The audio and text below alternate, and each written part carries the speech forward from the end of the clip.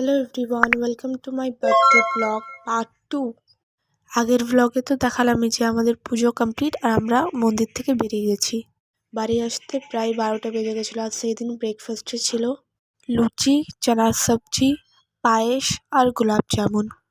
তারপর আমি রেকর্ড করতেই ভুলে গেছিলাম। এটা হচ্ছে আমার আউটফিট। আর আমি বলেছিলাম না আমরা মামাবাড়ি এসেছি, কারণ দিদা দাদু 22 ডেজের জন্য যাচ্ছে সাউথ ইন্ডিয়া ঘুরতে, তাই ওদের সাথে দেখা করতে এসেছিলাম।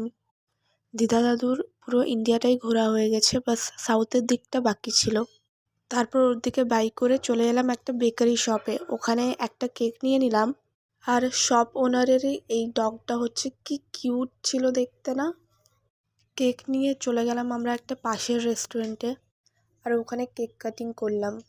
আর এখানে সাইড থেকে ভাই আমাকে বলছে ফার্স্টে ভাইকে কেক খাওয়াতে হয়, তাই ওকেই আমি ফার্স্টে কেক খাওয়ালাম আর তারপর বাপিকে।